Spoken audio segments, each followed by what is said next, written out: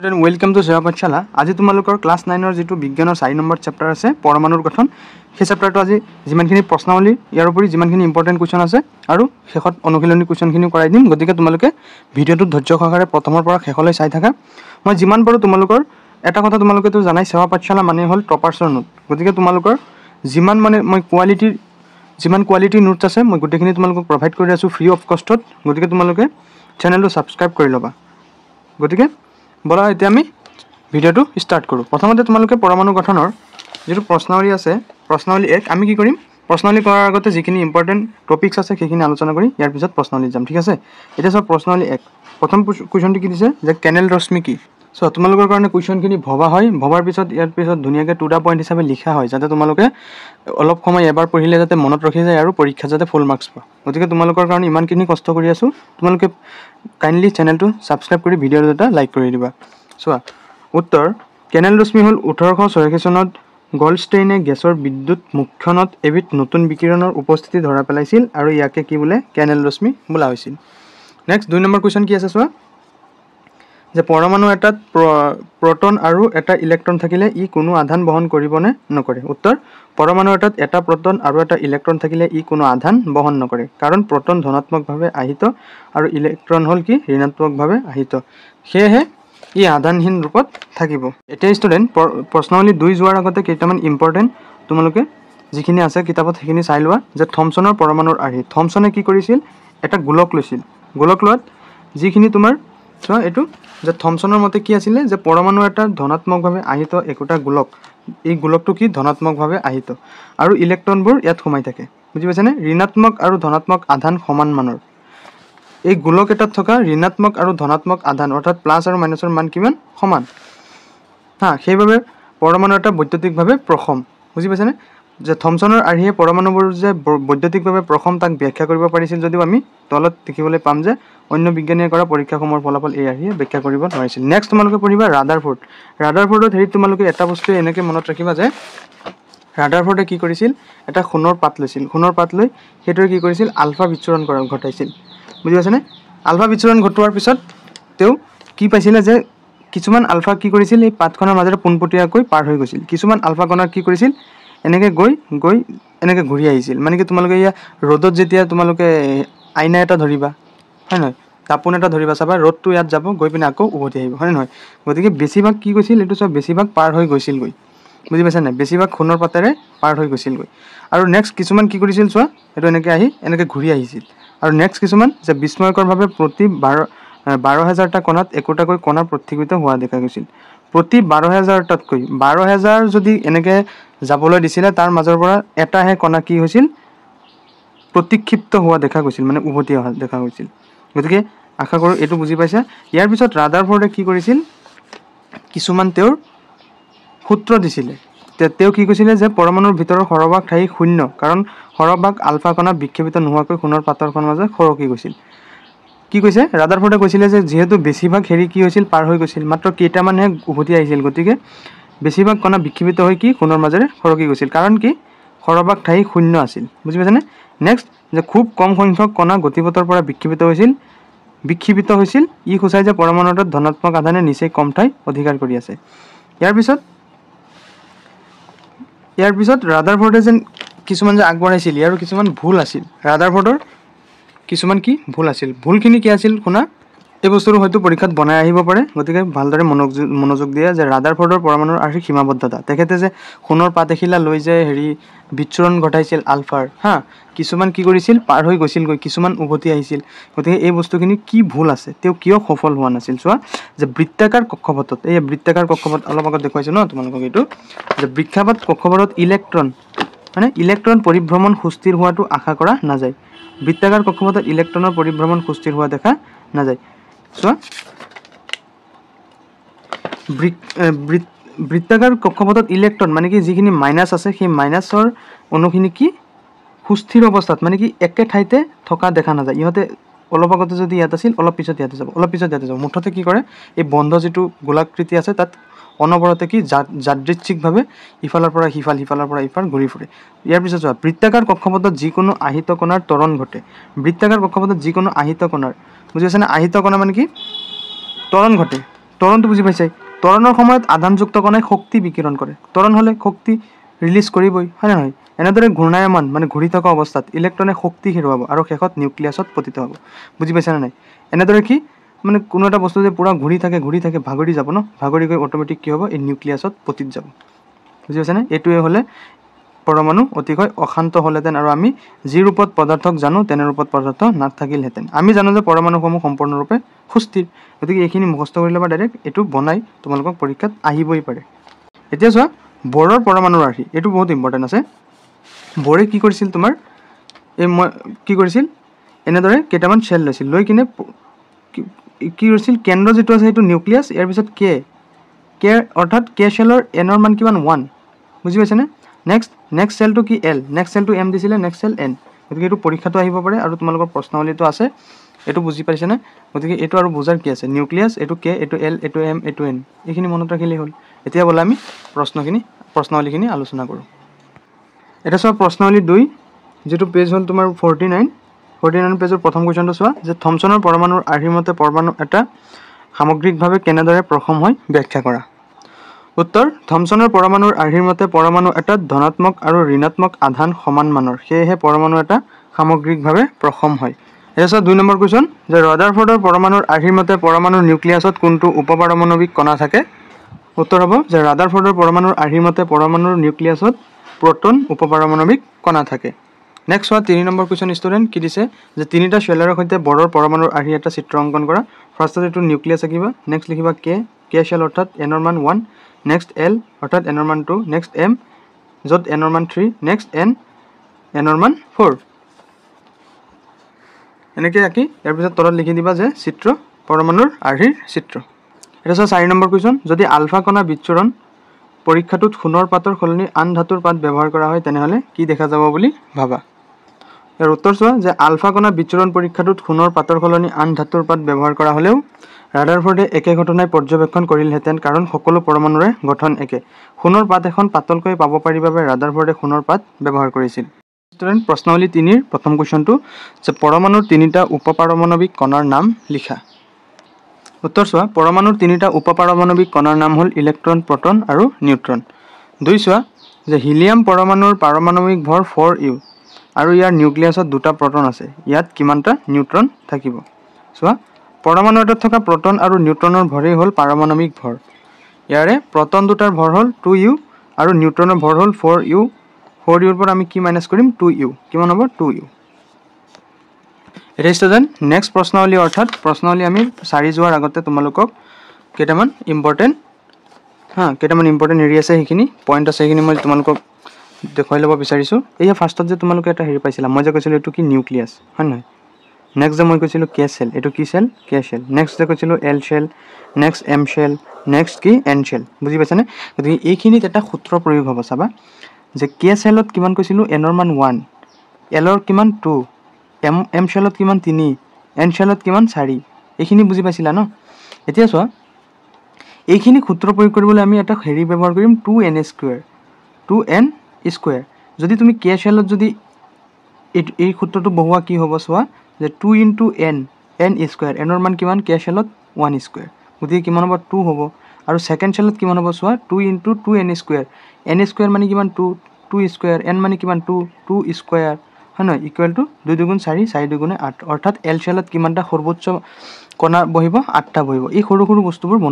মনোযোগ দিবা এতিয়া চোৱা 2 × n স্কোৱাৰ এনৰ মান কিমান 3 হয় নহয় এম চেলত কিমান 3 হয় নহয় 3 3 × 9 9 2 × 18 অৰ্থাৎ থাৰ্ড চেলত কিমান 18টা হা লাহে লাহে বুজি লোৱা মই পিছত তোমালোকক ধুনীয়াকৈ বুজাই দি আছোঁ তোমালোকে মোক ট্ৰাষ্ট কৰা ন মই ধুনীয়াকৈ তোমালোকক বুজাই দিছোঁ 4 × 16 16 2 × কিমান 32 অৰ্থাৎ 4 নম্বৰ চেলত কিমান 32টা হেৰি বহিব এতিয়া চোৱা এই ইয়াতে তোমালোকক এই ইয়াৰ আগৰ চেপ্টাৰ অৰ্থাৎ অণু আৰু পৰমাণুৰ চেপ্টাৰটোত যে পঢ়াইছিলোঁ যে তোমালোকক যে কৈছিলোঁ 20টা মৌলৰ নাম মুখস্থ কৰি লোৱা hydrogen helium lithium beryllium boron carbon nitrogen oxygen fluorine neon sodium magnesium aluminium silicon phosphorus sulphur হা এনেকৈ যে কৈছিলোঁ ছালফাৰ ক্লৰিন আৰ্গন এনেকৈ যে কৈছিলোঁ তোমালোকক সেইখিনি মুখস্থ কৰিছিলা চাগে এতিয়া চোৱা কি হ'ব সেই বস্তুটো ক'ৰ পৰা আহিছিল কেনেকৈ আহিছিল চোৱা ইয়াতে চোৱা হাইড্ৰজেন হা হাইড্ৰজেনৰ কেইটা পৰমাণু আছিল এটা হাইড্ৰোজেনৰ কেইটা পৰমাণু আছিল হাইড্ৰোজেন 1 ইয়াৰ আগৰ চেপ্টাৰত পঢ়াইছোঁ তোমালোকে যদি দেখা নাই মোৰ চেনেলৰ প্লেলিষ্টত যাবা গৈ চাবা ক্লাছ 9 সায়েন্স আসামিজ ধুনীয়াকৈ মই বুজাই থৈছোঁ তোমালোকক হা এটা হাইড্ৰোজেনৰ কিমান 1 গতিকে 1 শেল অৰ্থাৎ চোৱা কে শেলত কিমান এটা লয় হয় নহয় কে শেলত কিমান এটা অৰ্থাৎ আমি কি কৰিব লাগিব কে শেলত কেইটা দুটা বহে আমি কে শেলৰ এনৰ মান কিমান 1 ল'ব পাৰোঁ বুজি পাই আছা নাই গতিকে চোৱা ফুলফিল হ'বলৈ অৰ্থাৎ ষ্টেবল হ'বলৈ এই বস্তুটোৱে কে শেলত কেইটা বহিছে চোৱা এটাতো নিউক্লিয়াছ হয় নহয় নিউক্লিয়াছ গতিকে হাইড্ৰোজেনৰ কেইটা বহিছে এটা বহিছে বুজি পাইছানে কে শেলত এটা আৰু এল শেলত এটা অৰ্থাৎ ষ্টেবল হৈছে নেক্সট তুমি যদি বেৰিলিয়াম এইটো চোৱা লিথিয়াম হাইড্ৰোজেন হিলিয়াম লিথিয়ামৰ কিমান 3 হয় নহয় চোৱা 3 হ'লে কি হ'ব যে কে শেলত কেইটা বহিব দুটা বহিব হয় নহয় আৰু এল শেলত কেইটা এটা তেতিয়াহে ফুলফিল হ'ব বস্তুটো বুজি পাইছানে ইয়াৰ পিছত চোৱা nitrogen hydrogen helium lithium oxygen চোৱা অক্সিজেনৰ 8 আছিল হা অক্সিজেনৰ 8 হ'লে সেকেন্ড শেলত কেইটা সেকেন্ড শেলত সৰ্বোচ্চ কেইটা বহে দুটা বহে হ'ল 8টাৰ পৰা দুটা গ'লগৈ আৰু কেইটা বাকী আছে 6টা বাকী আছে গতিকে নেক্সট শেলত চোৱা 1 2 3 4 5 6টা কেনেকৈ বহিছে বুজি পাইছা ন এতিয়া চোৱা ফ্লুৰিনৰ আছিলে 9 নহ'লে ফাৰ্ষ্টত কেইটা বহিব দুটা বহিব ফাৰ্ষ্ট যিটো হেৰি আছে কে শেল অৰ্থাৎ দুটাই বহিব নেক্সটটো 8টা বহিব বা 8টাতকৈ কম 9টাতকৈ দুটা গ'লগৈ আৰু কেইটা থাকিব 7টা চোৱা 1 2 3 4 5 6 7 বুজি পাইছানে এইখিনি আছিল তোমালোকৰ বুজিব লগা এতিয়া আমি কি কৰিম প্ৰশ্নাৱলীৰ চাৰিখিনি আলোচনা কৰিম চোৱা প্ৰশ্নাৱলীৰ চাৰি কি দিছে যে কাৰ্বন আৰু সোডিয়াম পৰমাণুত ইলেক্ট্ৰনৰ বিতৰণ আমাক দেখুৱাব দিছে কাৰ্বন আৰু সোডিয়ামৰ পৰমাণুৰ বিতৰণ এই মাত্ৰ যে দেখুৱালো এনেকৈ এইখিনি দেখুৱাব দিছে চোৱা আমাক কৈছে কাৰ্বনৰ ফাৰ্ষ্টত আৰু সোডিয়ামৰ তোমালোকক মই বাৰে বাৰে কৈছোঁ আগৰ চেপ্টাৰটো চাই ল'বা তেতিয়া আৰু ধুনীয়াকৈ বুজিবা চোৱা কাৰ্বনৰ পাৰমাণৱিক সংখ্যা কিমান 6 এতিয়া কাৰ্বনৰ প্ৰটনৰ সংখ্যা হ'ব 6 এটা কথা মনত ৰাখিবা পাৰমাণৱিক ভৰ যিমান প্ৰটনৰ সংখ্যাও সিমান ইয়াৰ পিছত কাৰ্বনৰ ইলেক্ট্ৰনৰ সংখ্যাও কেইটা 6টা এটা চোৱা প্ৰথম শক্তি কক্ষত ইলেক্ট্ৰনৰ সংখ্যা মই যে কৈছিলোঁ চোৱা কে এল এম এইটো হ'ল নিউক্লিয়াছ এইটো হ'ল কে শেল এইটো হ'ল এল শেল এইটো হ'ল এম শেল কে শেলত কিমানটা সৰ্বোচ্চ 2টা এই যে কৈছিলোঁ 2n² হয় নহয় 2n² 2 আৰু সেকেন্ড শেলত 8টা বুজি পাইছা নাই গতিকে প্ৰথম শক্তি পথত ইলেক্ট্ৰনৰ সংখ্যা 2টা 6টাৰ পৰা 2টা গ'লগৈ আৰু কেইটা বাকী আছে 4টা অৰ্থাৎ এল শেলত কেইটা বহিব 4টা বহিব বুজি পাইছানে নেক্সট চোৱা সোডিয়ামৰ পাৰমাণৱিক সংখ্যা হ'ল 11টা তোমালোকে নিজে কৰা লগে মোৰ লগে কৰি যোৱা চোৱা প্ৰথম এইটো হ'ল নিউক্লিয়াছ প্ৰথম কক্ষপথত মই কেইটা দিলোঁ 2টা দিলোঁ প্ৰথমত কেইটা দিলোঁ 2টা হ'ল নেক্সট মই কি কৰিম 2টা গ'লগৈ আৰু নেক্সট 2 নম্বৰ হেৰিটোত কেইটা থাকে সৰ্বোচ্চ 8টা মই তোমালোকক অলপ আগতে বুজাইছোঁ গতিকে 2টা আৰু 8টা কিমানটা গ'ল 10টা আৰু কেইটা বাকী আছে 11টা অৰ্থাৎ 2টা বাকী আছে এটা বাকী আছে 10টা গ'লগৈ আৰু এটা বাকী আছে গতিকে থাৰ্ড শেলত কেইটা বহিব এটা বহিব বুজি পাইছানে এইটোৱেই মই লিখিছোঁ চোৱা সোডিয়ামৰ পাৰমাণৱিক সংখ্যা 11টা সোডিয়ামৰ প্ৰটনৰ সংখ্যা 11টা ইলেক্ট্ৰনৰ সংখ্যাও 11টা এনেকৈ প্ৰথম শক্তি পথত কেইটা বহিব 2টা সেকেণ্ডত 8টা আৰু লাষ্টত এটা বহিব গতিকে আশা কৰোঁ বুজি পাইছা নেক্সট 2 নম্বৰ কুৱেশ্যনটো কি দিছে যে পৰমাণু এটাৰ কে আৰু এল শেলবোৰ পূৰ্ণ হৈ থাকিলে পৰমাণুটোত ইলেক্ট্ৰনৰ মুঠ সংখ্যা কিমান হ'ব উত্তৰ কে শেলত থকা সৰ্বোচ্চ ইলেক্ট্ৰনৰ সংখ্যা 2টা আৰু এল শেলত থকা সৰ্বোচ্চ ইলেক্ট্ৰনৰ সংখ্যা কেইটা 8টা এতেকে মুঠ ইলেক্ট্ৰনৰ সংখ্যা কেইটা হ'ব 2 + 8 10টা এই একেখিনি বস্তু মই বাৰে বাৰে কৈ আছোঁ ইয়াৰ আগৰ চেপ্টাৰটো কৈছিলোঁ হা গতিকে এইখিনি তোমালোকে ধুনীয়াকৈ মুখস্থ কৰিবই লাগিব anyhow hydrogen helium lithium beryllium boron carbon nitrogen oxygen fluorine neon sodium magnesium aluminium silicon phosphorus sulphur chlorine argon এনেকৈ ধুনীয়াকৈ এনেকৈ মুখস্থ কৰাৰ উপৰিও পাৰমাণৱিক সংখ্যা যিখিনি আছে চোৱা এইটো হাইড্ৰোজেনৰ 1 হিলিয়ামৰ 2 হয় নহয় হিলিয়ামৰ 2 হ'লে চোৱা যে প্ৰথম কে কক্ষত কেইটা বহিব 2টা আৰু সেকেণ্ডটোত এল শেলত কেইটা নবহিব কাৰণ 2টা ফুলফিল হৈ গ'ল নেক্সট যদি আমি ক্লৰিনক লওঁ চোৱা যে ক্লৰিনৰ কেইটা আছে 17টা হ'লে এনেকৈ ভাগ কৰা যে প্ৰথমে হ'ব 2 ইয়াৰ পিছত 8 10 ইয়াৰ পিছত কেইটা 7টা গতিকে চোৱা এইটো কে শেলত 2টা এল শেলত 8টা আৰু এম শেলত 7টা ইজি হয় নহয় এতিয়া চোৱা ষ্টুডেণ্ট আমি নেক্সট প্ৰশ্নাৱলী কিমান প্ৰশ্নাৱলী 5 কৰিম প্ৰশ্নাৱলী 5 তোমাৰ পেজ 52 কি কৈছে চোৱা যে ক্লৰিন ছালফাৰ আৰু মেগনেছিয়ামৰ যোজ্যতা কেনেদৰে পাবা আৰু এটা কথা মই এইটো তোমাক বুজুৱাবলৈ পাহৰি গৈছিলোঁ যে যোজ্যতা মানে হ'ল কি চোৱা পৰমাণু এটাৰ বাহিৰতম শেলত থকা ইলেক্ট্ৰনবোৰক যোজ্যতা ইলেক্ট্ৰন বোলা হয় গতিকে আমাক প্ৰথম কুৱেশ্যনটো কি দিছে যে ক্লৰিন ছালফাৰ আৰু মেগনেছিয়ামৰ যোজ্যতা কেনেদৰে পাবা উলিয়াব দিছিল চোৱা উত্তৰ ক্লৰিনৰ পাৰমাণৱিক সংখ্যা 17 আৰু প্ৰটনৰ সংখ্যা 17 ইলেক্ট্ৰনৰ সংখ্যাও 17 এতেকে চোৱা ক্লৰিনৰ ইলেক্ট্ৰনীয় বিন্যাস কিমান হ'ব ফাৰ্ষ্টত হ'ব 2টা তাৰ পিছত হ'ব 8টা ইয়াৰ পিছত কেইটা বাকী থাকিব 7টা শেষৰ কক্ষত 7টা ইলেক্ট্ৰন আছে ক্লোৰিনৰ যোজ্যতা কিমান হ'ব চোৱা যে 8ৰ পৰা 7 মাইনাছ কৰি দিলে কেইটা হ'ব এটা এটাকে চোৱা সালফাৰৰ পাৰমাণবিক প্ৰটন আৰু ইলেক্ট্ৰনৰ সংখ্যা 16টা হয়নে সালফাৰৰ ইলেক্ট্ৰনীয় বিন্যাস কি ক্লোৰিনৰ কৰিলো এতিয়া আমি সালফাৰৰ কৰি আছো চোৱা সালফাৰৰ ইলেক্ট্ৰনীয় বিন্যাস কি 2 8 আৰু 6 শেষৰ কক্ষত 6টা ইলেক্ট্ৰন আছে গতিকে 8টাৰ পৰা 6টা গলে 2টা নেক্সট আমি ম্যাগনেসিয়ামৰ কৰিম সহজ চোৱা ম্যাগনেসিয়ামৰ পাৰমাণবিক সংখ্যা প্ৰটনৰ সংখ্যা আৰু ইলেক্ট্ৰনৰ সংখ্যা 12টা হয় না এটাকে ম্যাগনেসিয়ামৰ ইলেক্ট্ৰনীয় বিন্যাস কি হ'ব 12টা হলে 2 8 10 আৰু 2 12টা শেষৰ কক্ষত কেইটা আছে 2টা ইলেক্ট্ৰন আছে এটাকে যোজ্যতা কিমান হ'ব 2 এটা স্টুডেন্ট নেক্সট আমি প্ৰশ্নলি যোৱাৰ আগতে কেইটামান ইম্পৰ্টেন্ট তোমালোকে বুজি ল'ব লাগিব যে পাৰমাণবিক সংখ্যা কাক কয় পাৰমাণবিক সংখ্যা মানে হ'ল কি পাৰমাণবিক সংখ্যা হ'ল চোৱা পাৰমাণবিক সংখ্যা মানে হ'ল পৰমাণু এটা নিউক্লিয়াছত থকা প্ৰটনৰ মুঠ সংখ্যাক পাৰমাণবিক সংখ্যা বোলা হয় নেক্সট তুমি ভৰ সংখ্যা বা ভৰ ক্ৰমাঙ্ক শিকিব লাগিব ভৰ সংখ্যা বা ভৰ ক্ৰমাঙ্ক এইটো চোৱা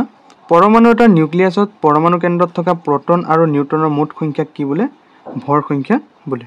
চোৱা পাৰমাণবিক সংখ্যা তুমি মূৰত অহাৰ লগে লগে তুমি এটা কথা মনত ৰাখিব লাগিব প্ৰটনৰ সংখ্যাহে অকল প্ৰটনৰ কিন্তু যদি ভৰ সংখ্যা বা ভৰ ক্ৰমাঙ্ক অৰ্থাৎ আমাক এটমিক নাম্বাৰ উলিয়াব দিয়ে তেতিয়ালে তুমি দুটা বস্তু মনত ৰাখিব লাগিব এটা হ'ল প্ৰটন আৰু এটা হ'ল নিউট্ৰন এই দুয়োটাৰ যোগফল বুজি পাইছানে মানে কি এটমিক নাম্বাৰ তোমাৰ মনত ৰাখিলে ভালকে বুজি লোৱা পাৰমাণবিক সংখ্যা বুলি ক'লে তোমাৰ অকল প্ৰটন ওলালে হ'ল আৰু পাৰমাণবিক সংখ্যা হলে অকল প্ৰটন আৰু ভৰ সংখ্যা হলে প্ৰটন আৰু নিউট্ৰন দুয়োটা আমি যোগ কৰিব লাগিব এতিয়া চোৱা নেক্সট 6 নম্বৰ প্ৰশ্নলৈ এতিয়া ধুনীয়াকৈ কৰিব পাৰিবা কি কৈছা প্ৰথম কোৱেশ্চনটো যদি পৰমাণু এটাত ইলেক্ট্ৰনৰ সংখ্যা 8 আৰু প্ৰটনৰ সংখ্যাও 8 হয় তেন্তে পৰমাণুটোৰ পাৰমাণবিক সংখ্যা উলিয়াব দিছে আৰু পৰমাণুটোৰ আধান কিমান হ'ব আমাক উলিয়াব দিছে চোৱা উত্তৰ 1 নম্বৰটো চোৱা যে পৰমাণুৰ পাৰমাণবিক সংখ্যা 8 হয়নে আৰু পৰমাণুৰ আধানৰ সংখ্যাও কিমান হ'ব 0 হ'ব বুজি পাইছানে নেক্সট 2 নম্বৰ কোৱেশ্চন যে তালিকা 4.1 ৰ সহায়ত অক্সিজেন আৰু সালফাৰ পৰমাণুৰ ভৰ সংখ্যা উলিওৱা এই তালিকা 4.1 ৰ সহায়ত আমাক উলিয়াব দিছে চোৱা এতে অক্সিজেনৰ প্ৰটনৰ সংখ্যা কিটা 8টা আৰু অক্সিজেনৰ নিউট্ৰনৰ সংখ্যা 8টা আৰু অক্সিজেনৰ ভৰ সংখ্যা কিমান হ'ব 8 + 8 16টা আকৌ সালফাৰৰ প্ৰটনৰ সংখ্যা কিমান 16 আৰু সালফাৰৰ নিউট্ৰনৰ সংখ্যা কিমান হ'ব 16 এতেকে সালফাৰৰ ভৰ কিমান হ'ব 16 + 16 কিমান 32 এতিয়া চোৱা নেক্সট 7 নম্বৰ প্ৰশ্নৱলীৰ প্ৰথম কোৱেশ্চনটো কি দিছে যে চিহ্ন H D আৰু T প্ৰতিটোতে পোৱা উপপাৰমাণবিক কণাবোৰ তালিকাভুক্ত কৰা সো আমি তালিকাভুক্ত কৰিলো যে ইলেক্ট্ৰন প্ৰটন আৰু নিউট্ৰন চোৱা যে প্ৰোটিয়াম অৰ্থাৎ হাইড্ৰজেন হয়নে কি আছে ইলেক্ট্ৰনৰ সংখ্যা 1 আৰু প্ৰটনৰ সংখ্যা 1 আৰু নিউট্ৰনৰ সংখ্যা 0 ইয়াৰ পিছত deuteriumৰ ইলেক্ট্ৰনৰ সংখ্যা 1 প্ৰটনৰ সংখ্যা 1 আৰু নিউট্ৰনৰ সংখ্যা 1 ট্ৰিটিয়ামত কি ইলেক্ট্ৰনৰ সংখ্যা 1 প্ৰটনৰ সংখ্যা 1 আৰু নিউট্ৰনৰ সংখ্যা 2 এটা আছে নেক্সট 2 নম্বৰ যে একোজোৰকৈ সমস্থানিক আৰু সমভাৰীৰ ইলেক্ট্ৰনীয় বিন্যাস লিখা উত্তৰ চোৱা এজোৰ কাৰ্বনৰ সমস্থানিক 12C16 আৰু 16C6 ইলেক্ট্ৰনীয় বিন্যাস হ'ল 2,4 চোৱা আকৌ এজোৰ সমভাৰী 40Ca20 আৰু 40Ar 18 ইয়াৰ পিছত চোৱা ক্যালসিয়াম 4020 ৰ ইলেক্ট্ৰনীয় বিন্যাস হ'ব কি 28 চোৱা 2882 2 8 10 হা 10 আৰু ইফালে 10 কিমান হ'ব 20 ইয়াৰ পিছত আৰ্গন 40 আৰু 18 ৰ ইলেক্ট্ৰনীয় বিন্যাস কি হ'ব 2 8 10 10 আৰু 18 এটা সো ষ্টুডেন্ট এটো চেপ্টাৰ আমি অনুশীলনী কোৱেশ্চনখিনি কৰিম বাকি কিন্তু আমাৰ কৰা হৈ গল ইম্পৰ্টেন্ট যিখিনি আছে প্ৰশ্নাৱলী যিখিনি আছে আমি কৰি দিলো এতিয়া অনুশীলনীৰ প্ৰথম কোৱেশ্চনটো কি দিছে চোৱা ইলেক্ট্ৰন প্ৰটন আৰু নিউট্ৰনৰ ধৰ্মসমূহ তুলনা কৰা লিখিবা উত্তৰ উপপাৰমাণবিক কণা কি ইলেক্ট্ৰন প্ৰটন নিউট্ৰন এনেকৈ লিখিবা আৰু আধানৰ প্ৰকৃতি লিখিবা ভৰ আৰু অৱস্থান চোৱা ইলেক্ট্ৰনৰ কি ইলেক্ট্ৰনবোৰ ধনাত্মকভাৱে আহিত ইলেক্ট্ৰন মানে কি পজিটিভ ইয়াৰ পিছত ভৰ কি 9 × 10⁻³ 31 আৰু অৱস্থান কি নিউক্লিয়াছৰ চাৰিওফালে ইলেক্ট্ৰনবোৰ বিভিন্ন কক্ষপথত বিভক্ত হৈ থাকে নেক্সট লিখিবা প্ৰটনৰ কি প্ৰটনবোৰ ধনাত্মকভাৱে আহিত আৰু ইয়াৰ ভৰ কিমান যে 1.67 × 10⁻27 আৰু ইয়াৰ অৱস্থান ক'ত নিউক্লিয়াছ নেক্সট লিখিবা নিউট্ৰনবোৰ প্ৰথম আৰু প্ৰটনৰ ভৰৰ সমানে কি হ'ল ভৰ ইয়াৰ পিছত অৱস্থানত লিখিবা নিউক্লিয়াছ এটা সো ষ্টুডেন্ট 2 নম্বৰ কোৱেশ্চনটো কি দিছে যে থমসনৰ পৰমাণু আৰ্হিৰ সীমাবদ্ধতাসমূহ কি উত্তৰ থমসনৰ আৰ্হিয়ে পৰমাণুবোৰ বৈদ্যুতিকভাৱে যে প্ৰথম আৰু তাক প্ৰমাণ কৰিব পাৰিছিল যদিও ৰাদাৰফৰ্ডৰ আৰ্হিৰ দৰে ফলাফল পোৱা নাযায় থমসনৰ আৰ্হিৰ কোনো ধৰণৰ প্ৰামাণিক ৰূপ পোৱা নাযায় এতিয়া চোৱা 3 নম্বৰ কুৱেশ্যন কি যে ৰাদাৰফৰ্ডৰ পৰমাণুৰ আৰ্হিৰ সীমাবদ্ধতাসমূহ আলোচনা কৰিব। এতিয়া চোৱা ইম্পৰ্টেণ্ট আছে, মই কৈছোঁ আগত এইটো ৰাদাৰফৰ্ডৰ পৰমাণু আৰ্হিৰ সীমাবদ্ধতাসমূহ হ'ল ৰাদাৰফৰ্ডৰ আৰ্হিৰ পৰা বৃত্তাকাৰ কক্ষপথত ইলেক্ট্ৰনৰ পৰিভ্ৰমণ সুস্থিৰ হোৱা আশা কৰা নাযায়। এই আৰ্হি মতে বৃত্তাকাৰ কক্ষপথত যিকোনো কণাৰ ত্বৰণ ঘটে আৰু ত্বৰণৰ সময়ত আধানযুক্ত কণাই শক্তি বিকিৰণ কৰে, যাৰ ফলত ইলেক্ট্ৰনে শক্তি হেৰুৱাব আৰু নিউক্লিয়াছত পতিত হ'ব। এইটো হোৱা হ'লে পৰমাণু অতিশয় অশান্ত হ'লহেঁতেন আৰু পদাৰ্থক আমি দেখাৰ ৰূপত পোৱা নগ'লহেঁতেন। আমি জানো যে পৰমাণুসমূহ সুস্থিৰ। এতিয়া চোৱা ষ্টুডেণ্ট 4 নম্বৰ কুৱেশ্যনটো আমাক কি দিছে যে বৰৰ পৰমাণুৰ আৰ্হিটো বৰ্ণনা কৰা। উত্তৰ বৰৰ পৰমাণুৰ আৰ্হিটোৰ স্বীকাৰ্যসমূহ হ'ল 1 যে পৰমাণুৰ ভিতৰত ইলেক্ট্ৰনৰ কিছুমান নিৰ্দিষ্ট অনুমোদিত কক্ষপথ থাকে। 2 এই কক্ষপথবোৰত ঘূৰি থাকোঁতে ইলেক্ট্ৰনে শক্তি বিকিৰণ নকৰে। এই কক্ষপথবোৰ বা শ্বেলবোৰক কি বোলে শক্তিস্তৰ বোলা হয়। নেক্সট 5 নম্বৰ কুৱেশ্যন কি দিছে যে এই অধ্যায়ত দিয়া পৰমাণুৰ আৰ্হিকেইটা তুলনা কৰা। ইয়াৰ উত্তৰ লিখিবা যে প্ৰথমে লিখিবা থমছনৰ পৰমাণুৰ আৰ্হি। আমি ফাৰ্ষ্টত কি পালোঁ থমছনৰ পৰমাণুৰ আৰ্হি। এক লিখিবা যে থমছনৰ পৰমাণুৰ আৰ্হিত পৰমাণু এটা ধনাত্মকভাৱে আধানযুক্ত গোলক। ইয়াৰ পিছত যে ঋণাত্মক আধানযুক্ত ইলেক্ট্ৰনবোৰ ইয়াত সোমাই থাকে আৰু ধনাত্মক আৰু ঋণাত্মক আধান সমান হোৱাৰ ফলত পৰমাণুবোৰ কি বৈদ্যুতিকভাৱে প্ৰসম। 2 লিখিবা বি যে ৰাদাৰফৰ্ডৰ পৰমাণুৰ আৰ্হি। পৰমাণুবোৰ কি বেছিভাগ ঠাই খালী আৰু গোটেইখিনি ভৰ কেন্দ্ৰত থোপ খাই থাকে, যাক নিউক্লিয়াছ বোলা হয়। আৰু নিউক্লিয়াছটোৰ চাৰিওফালে ঋণাত্মক আধানযুক্ত ইলেক্ট্ৰনবোৰ বৃত্তাকাৰে ঘূৰি থাকে আৰু ইলেক্ট্ৰনবোৰে ঘূৰি থাকোঁতে অপকেন্দ্ৰিক বল আৰু নিউক্লিয়াছৰ আকৰ্ষণ বলৰ মাজত সাম্য থাকে। 3 লিখিবা যে বৰৰ পৰমাণুৰ আৰ্হি। বৰৰ পৰমাণুৰ আৰ্হিত কি ইলেক্ট্ৰনে কেৱল কিছুমান নিৰ্দিষ্ট অনুমোদিত কক্ষপথতহে ঘূৰিব পাৰে আৰু এই কক্ষপথত থাকোঁতে ইলেক্ট্ৰনে কি শক্তি বিকিৰণ নকৰে। 6 নম্বৰ কুৱেশ্যন যে প্ৰথম 18টা মৌলৰ কাৰণে বিভিন্ন শ্বেলত ইলেক্ট্ৰন বণ্টনৰ নিয়মবোৰ সংক্ষেপে লিখা। উত্তৰ চোৱা যদি মৌল এটাৰ কক্ষপথৰ শক্তি স্তৰবোৰ দিয়া থাকে তেন্তে এটা শ্বেলত থকা ইলেক্ট্ৰনৰ সৰ্বোচ্চ সংখ্যা হ'ব 2n²। গতিকে প্ৰথম কক্ষপথ বা কে শ্বেলত ইলেক্ট্ৰন থাকিব 2 × n², হয়নে? কিমান হ'ব 2n²। ইয়াৰ পিছত চোৱা 2 × 1² কিমান হ'ব 2 হ'ব। ইয়াৰ পিছত দ্বিতীয় কক্ষপথ বা এল শ্বেলত ইলেক্ট্ৰন থাকিব 2 × 2²। প্ৰথম শ্বেলত কেইটা থাকিব এটা 1² অৰ্থাৎ 2 × 1 মানে কিমান হ'ব 2 × 1 = 2। আৰু দ্বিতীয় কক্ষপথ বা এল শ্বেলত ইলেক্ট্ৰন থাকিব কিমান 2 × 2² অৰ্থাৎ 2 × 4 = 8। তৃতীয় কক্ষপথ বা এম শ্বেলত কেইটা থাকিব চোৱা তৃতীয় কক্ষপথ বা এম শ্বেলত ইলেক্ট্ৰন থাকিব 2 × 3। এম শ্বেলত মানে 3টা 3 × 3 = 9, 9 × 2 = 18টা। চতুৰ্থ বা এন শ্বেলত কেইটা থাকিব 4টা 4 × 4 = 16, 2 × 32টা। গতিকে পৰমাণু এটাৰ বাহিৰতম কক্ষপথত সৰ্বোচ্চ 8টাকৈ ইলেক্ট্ৰন থাকিব পাৰে। পৰমাণুৰ কক্ষপথবোৰ ইহঁতৰ শক্তিৰ ক্ৰম অনুযায়ী সম্পূৰ্ণ হয়। তাৰপিছত 7 নম্বৰ কুৱেশ্যন কি দিছে যে সিলিকন আৰু অক্সিজেনক উদাহৰণ হিচাপে লৈ যোজ্যতাৰ সংজ্ঞা দিয়া। উত্তৰ চোৱা যে পৰমাণু এটাত থকা মুঠ ইলেক্ট্ৰনৰ সংখ্যাক যোজ্যতা আৰু বাহিৰতম কক্ষত থকা ইলেক্ট্ৰনবোৰক যোজ্যতা ইলেক্ট্ৰন বোলে। সিলিকনৰ ইলেক্ট্ৰনীয় যোজ্যতা হ'ল 284। ইয়াৰ বহিঃকক্ষত থকা 4টা ইলেক্ট্ৰন ভাগ বতৰা হৈ সহযোজী বান্ধনি গঠন কৰি অষ্টফলকীয় নিয়ম সম্পূৰ্ণ কৰিব। অক্সিজেনৰ ইলেক্ট্ৰনীয় বিন্যাস হ'ল কি 2 আৰু 6। ইয়াৰ বহিঃকক্ষত 6টা ইলেক্ট্ৰন আছে। অষ্টফলকীয় নিয়ম সম্পূৰ্ণ কৰাৰ বাবে ই 2টা ইলেক্ট্ৰন গ্ৰহণ কৰিব। তাৰপিছত 8 নম্বৰ কি কৈছে আমাক উদাহৰণেৰে সৈতে ব্যাখ্যা কৰা। প্ৰথমে পাৰমাণৱিক সংখ্যা আৰু ভৰ সংখ্যা সমস্থানিক আৰু সমভাৰী। সমস্থানিকৰো কি কৰিব দিছে আমাক দুটা ব্যৱহাৰো লিখিব দিছে। ইম্পৰ্টেণ্ট আছে কুৱেশ্যনটো চোৱা। ফাৰ্ষ্ট লিখিবা যে পাৰমাণৱিক সংখ্যা। চোৱা পৰমাণু এটাত থকা প্ৰটনৰ সংখ্যাকে তাৰ পাৰমাণৱিক সংখ্যা বোলে। যেনে হাইড্ৰজেনত মাত্ৰ এটাহে প্ৰটিন থাকে বাবে ইয়াৰ পাৰমাণৱিক সংখ্যা অৰ্থাৎ Z কিমান 1। নেক্সট ভৰ সংখ্যা যে পৰমাণু এটাৰ পৰমাণু কেন্দ্ৰত থকা প্ৰটন আৰু নিউট্ৰনৰ মুঠ সংখ্যাৰ যোগফলক কি বোলে ভৰ সংখ্যা বোলে। মই যে অলপ আগতে কৈছোঁ যেনে আৰ্গন পৰমাণুত প্ৰটন 18টা আৰু নিউট্ৰন 22টা থাকে। গতিকে ইয়াৰ ভৰ সংখ্যা হ'ল 18 + 22 = 40। তাৰপিছত সমস্থানিক যি মৌলবোৰৰ পাৰমাণৱিক সংখ্যা একে কিন্তু ভৰ সংখ্যা বেলেগ সেইবোৰক কি বোলে সমস্থানিক বোলে। যেনে 12C6 আৰু C6। তাৰপিছত সমভাৰী বেলেগ বেলেগ পাৰমাণৱিক সংখ্যা বিশিষ্ট একে ভৰ সংখ্যাযুক্ত বেলেগ বেলেগ মৌলৰ পৰমাণুবোৰক কি বোলে সমভাৰী বোলে। এটা 9 নম্বৰ কুৱেশ্যন যে সোডিয়াম প্লাছত সম্পূৰ্ণৰূপে পূৰ হৈ থকা কে আৰু এল শ্বেল আছে ব্যাখ্যা কৰা।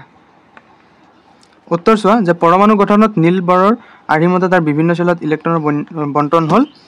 কে শ্বেলত 2টা, এল শ্বেলত 8টা, এম শ্বেলত 18টা আৰু এন শ্বেলত 32টা। আনহাতে পৰমাণুৰ বহিঃকক্ষত থাকিব পৰা ইলেক্ট্ৰনৰ সংখ্যা হ'ল 8টা। এনেকৈ চোৱা সোডিয়াম প্লাছৰ ইলেক্ট্ৰনৰ সংখ্যা হ'ল 10। গতিকে ইলেক্ট্ৰন বণ্টন কে হ'ব 2, এল শ্বেলত হ'ব 8 অৰ্থাৎ কে আৰু এল শ্বেল সম্পূৰ্ণৰূপে পূৰ্ণ হৈ আছে। নেক্সট 10 নম্বৰ কুৱেশ্যন আমাক কি দিছে যদি ব্ৰমিন পৰমাণু 79 আৰু 35 কিমান 49.7% আৰু ব্ৰমিনক আকৌ কি দিছে 8135 কিমান দিছে 50.3 পইণ্ট সমস্থানিকৰ ৰূপত থাকে তেন্তে তাৰ গড় পাৰমাণবিক ভৰ কিমান হ'ব আমাক ব্যাখ্যা কৰিব দিছে চোৱা এইটো কেনেকৈ কৰিবা যে উত্তৰ ব্ৰমিনৰ পৰমাণুৰ গড় পাৰমাণবিক ভৰ হ'ল যে 79 into 49.7 ডিভাইড বাই 100 ইয়াৰ পিছত প্লাছ কৰিবা 80 into 50.3 ডিভাইড বাই 100 এইটো প্লাছ কৰি তোমালোকে এইটো কৰি কিমান পাবা 80.006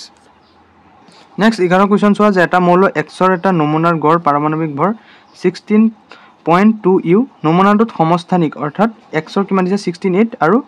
এটা কি দিছে 18.8 ৰ শতকৰা পৰিমাণ কি কি হ'ব আমাক উলিয়াব দিছে চোৱা ফাৰ্ষ্টত লিখিবা যে 16.8 এক্সৰ শতকৰা পৰিমাণ ধৰি ল'বা পি আৰু 18x8 ৰ শতকৰা পৰিমাণ ধৰিবা 100 মাইনাছ পি গতিকে প্ৰশ্নমতে আমাক কি p into 16 প্লাছ চোৱা প্লাছ কি 100 মাইনাছ p into 18/100 হয় নহয় ইকুৱেল টু 16.2 ইয়াৰ পিছত এইখিনি যোগ কৰি তোমালোকে p ৰ মান কিমান পাই যাবা 90 অৰ্থাৎ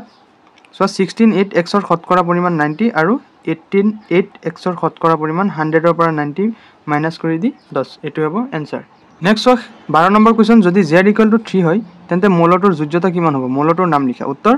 z ইকুৱেল টু 3 মানে মৌলটোৰ পাৰমাণবিক সংখ্যা কিমান 3 গতিকে মৌলটোৰ যোজ্যতা হ'ব 1 আৰু মৌলটো হ'ব কি লিথিয়াম লিথিয়ামৰ চোৱা হাইড্ৰোজেন হিলিয়াম লিথিয়ামৰ কিমান 3 হয় নে নহয় গতিকে এইটো হ'ব লিথিয়াম 13 নম্বৰ কুৱেশ্যন যে দুটা পৰমাণু x আৰু y ৰ নিউক্লিয়াছৰ সংযুতি তলত দিয়া হৈছে x ৰ কিমান প্ৰটনত 6 আৰু y 6 নিউট্ৰন হ'ল 6 আৰু y কি 8 কি কৈছে x আৰু y ৰ ভৰৰ সংখ্যা দিয়া দুয়োটাৰ মাজৰ আমাৰ সম্পৰ্কটো কি বুলি সুধিছে চোৱা উত্তৰ লিখিবা যে x ৰ ভৰৰ সংখ্যা 6 + 6 12 y ৰ ভৰৰ সংখ্যা 6 + 8 কিমান 14 যেহেতু দুয়োটা পৰমাণুতে থকা প্ৰটনৰ সংখ্যা একে কিন্তু ভৰ সংখ্যা বেলেগ বেলেগ গতিকে দুয়োটা কি সমস্থানিক নেক্সট 14 নম্বৰ কুৱেশ্যন কি কৈছে আমাক যে তলৰ শুদ্ধ উক্তিবোৰৰ ঠাইত t অৰ্থাৎ ট্ৰু আৰু ভুলবোৰত কি f লিখিব দিছে চোৱা প্ৰথমটো যে থমসনে প্ৰস্তাৱ কৰিছিল যে পৰমাণুৰ নিউক্লিয়াছত কেৱল নিউক্লিয়নহে থাকে এটো ফলছ হয় নহয় নেক্সট কি কৈছে বি ইলেক্ট্ৰন এটা আৰু প্ৰটন এটা লগ লাগি নিউট্ৰন এটা গঠন হয় সেইভাবে ই এটা প্ৰথম এটো ভুল সি কি কৈছে ইলেক্ট্ৰন এটাৰ ভৰ প্ৰটনৰ ভৰৰ প্ৰায় 1 কিমান কৈছে 2000 গুণ অৰ্থাৎ এটো ট্ৰু পাইছা এটো তাৰপিছত ডি কি কৈছে আয়োডিনৰ এটা সমস্থানিক টিংচাৰ আয়োডিন প্ৰস্তুত কৰাত ব্যৱহাৰ কৰা হয় টিংচাৰ আয়োডিন মেডিচিন হিচাপে ব্যৱহাৰ কৰা হয় এটো কি হ'ব এটো ডি কি হ'ব চোৱা ডি কি হ'ব ফলছ হ'ব নেক্সট চোৱা প্ৰশ্ন 15 16 আৰু 17 ত শুদ্ধ বাছনিৰ বিপৰীতে টিক চিন ভুল বাছনিৰ বিপৰীতে আমি ক্ৰছ চিন দিব দিছে 15 নম্বৰ কোৱেশ্চন কি দিছে যে ৰাদাৰফৰ্ডৰ আলফা কণা বিচ্ছুৰণ পৰীক্ষায় কি কৰিছিল এ হৈছে পাৰমাণবিক নিউক্লিয়াছ গতিকে পাৰমাণবিক নিউক্লিয়াছ এটো শুদ্ধ আছিল গতিকে এটো কি হ'ব শুদ্ধ হ'ব এটো শুদ্ধ হ'ব 15 তাৰ পিছত চোৱা 16 কি দিছে যে মৌল এটাৰ সমস্থানিকবোৰ কি একে ভৌতিক সংখ্যা মানে একে ভৌতিক ধৰ্ম গতিকে এটো কি শুদ্ধ হ'ব ভিন্ন ৰাসায়নিক ধৰ্ম এটো ভুল হ'ব ভিন্ন সংখ্যক নিউটন এটো শুদ্ধ হ'ব আৰু ভিন্ন পাৰমাণবিক সংখ্যা থাকে এটো ভুল হ'ব নেক্সট 17 কি কৈছে ক্লোৰিনৰ আয়নৰ যোজ্যতা ইলেক্ট্ৰনৰ সংখ্যা এটো 8 নেক্সট 17 নম্বৰ কি ক্লোৰিন মাইনাস আয়নত যোজ্যতা ইলেক্ট্ৰনৰ সংখ্যা কিমান 8 হয়নে নেক্সট 18 আমাক কি কৈছে যে তলৰ কোনটো সোডিয়ামৰ শুদ্ধ ইলেক্ট্ৰনীয় বিন্যাস সোডিয়ামৰ কিমান 11 গতিকে 281 নেক্সট 19 নম্বৰ আমাক কি কৈছে তালিকাখন সম্পূৰ্ণ কৰিব দিছিল পাৰমাণবিক সংখ্যা থকা 9 ভৰ সংখ্যা 19 লিখিবা নিউটনৰ সংখ্যা 10 প্ৰটনৰ সংখ্যা 9 ইলেক্ট্ৰনৰ সংখ্যা 9 কি হ'ব এটো আয়নৰ নাম ফ্লোৰিন নেক্সট হৈছে সালফাৰৰ সোৱা পাৰমাণবিক সংখ্যা 16 ভৰ সংখ্যা হ'ব 32 হয়নে নহয় এটাকে নিউটনৰ সংখ্যা কিমান হ'ব 16 প্ৰটনৰ সংখ্যা হৈ যাব 16 ইলেক্ট্ৰনৰ সংখ্যা হৈ যাব 16 নেক্সট মেগনেছিয়াম আমি কি কৰিম সোৱা মেগনেছিয়ামৰ কি পাৰমাণবিক সংখ্যা 12 গতিকে ইয়াৰ ভৰ সংখ্যা কিমান হ'ব 24 12 দুগুণ 24 হয় না নেক্সট নিউটনৰ সংখ্যা কিমান হ'ব 12 নেক্সট প্ৰটনৰ সংখ্যা 12 হ'ব ইলেক্ট্ৰনৰ সংখ্যা 12 হ'ব নেক্সট আমি ডিউটেৰিয়াম কৰিছিলো পাৰমাণবিক সংখ্যা 1 হলে ভৰ সংখ্যা 2 নিউটনৰ সংখ্যা 1 প্ৰটনৰ সংখ্যা 1 আৰু ইলেক্ট্ৰনৰ সংখ্যা 1 নেক্সট হাইড্ৰোজেন কৰিছিলো যে পাৰমাণবিক সংখ্যা 1 ভৰ সংখ্যা 1 নিউটনৰ 0 প্ৰটনৰ 0 ইলেক্ট্ৰনৰ 0 গতিকে ষ্টুডেন্ট তোমালোকৰ এটা চেপ্টাৰ আজি শেষ হ'ল গতিকে তোমালোকে আমাৰ চেনেলত তোমালোকৰ ক্লাস 9 ৰ বিভিন্ন ক্লাছসমূহ পাই যাবা ফ্ৰী অফ কষ্টত মই তোমালোকৰ নোটছখিনি প্ৰভাইড কৰি আছোঁ, যিখিনি টপাৰ্ছৰ নোটছ সেইখিনি। গতিকে তোমালোকে চেনেলটো ছাবস্ক্ৰাইব কৰি ভিডিঅ'টোত লাইক কৰি দিবা।